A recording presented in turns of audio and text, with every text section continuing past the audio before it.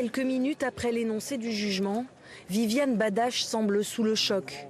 Elle et son mari Jean Badache sont condamnés à 7 ans de prison ferme avec exécution provisoire. Dans quelques jours, ils seront incarcérés.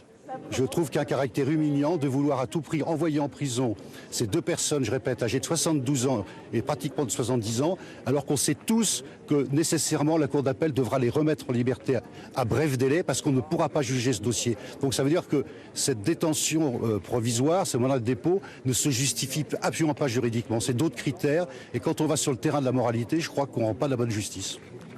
Condamnés pour escroquerie en bande organisée, ils étaient bien à la manœuvre de cette machination frauduleuse, estime le tribunal.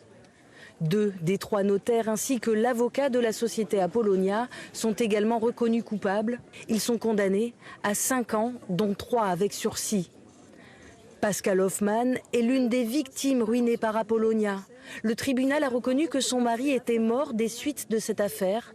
Aujourd'hui, c'est un immense soulagement pour elle et ses enfants.